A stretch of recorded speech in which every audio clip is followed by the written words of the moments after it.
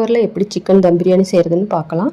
4 பெரிய வெங்காயம், 2 பச்சை மிளகாய், 2 தக்காளி, ஒரு கைப்பிடி அளவுக்கு புதினா கொத்தமல்லி, 1 ஸ்பூன் லெமன் ஜூஸு, 2 ஸ்பூன் இஞ்சி பூண்டு பேஸ்ட்டு, 400 கிராம் சிக்கன், 400 கிராம் சீரக சம்பா அரிசி, 1 ஸ்பூன் தயிர் எடுத்து வச்சுருக்கேன். தயிர் வந்து சிக்கன் சாஃப்டாக வேகிறதுக்கு யூஸ்ஃபுல்லாக இருக்கும். ஒரு குக்கரில் நெய்யும் எண்ணெயும் ஊற்றி அதுக்குள்ளே பிரியாணிக்கு தாளிக்கிற பொருளெல்லாம் போட்டு அது பொரிஞ்சதுக்கப்புறம் வெங்காயம் போட்டு நல்லா வணக்கணும். வெங்காயம் ப்ரௌன் கலர் ஆனதுக்கப்புறம் இஞ்சி பூண்டு பேஸ்ட்டு, பச்சை மிளகாய், புதினா கொத்தமல்லி போட்டு நல்லா வணக்கிட்டு தக்காளியும் போட்டு 1 spoon garam masala powder, 2 spoon chilli powder போட்டு அது கூட 1 ஸ்பூன் தயிரையும் சிக்கனையும் போட்டு தேவையான அளவு உப்பு போட்டு ஒரு 1/4 டம்ளர் தண்ணி ஊற்றி ஒரு விசில் விட்டு வேக வச்சு எடுத்துக்கணும். வேக வச்ச சிக்கனில் அரிசியை போட்டு 1 டம்ளர் அரிசிக்கு 1/4 டம்ளர் தண்ணி அளவுக்கு தண்ணி ஊற்றி அதில் வந்து கொஞ்சம் நெய்யும் 1 ஸ்பூன் லெமன் ஜூஸும் ஊற்றி குக்கரை மூடி ஒரு பழைய தோசை தட்டில் குக்கரை வச்சு ஒரு 20 to 30 நிமிஷம் சிம்மில் வச்சு தம் போட்டு எடுத்தால் சிக்கன் பிரியாணி ரெடி.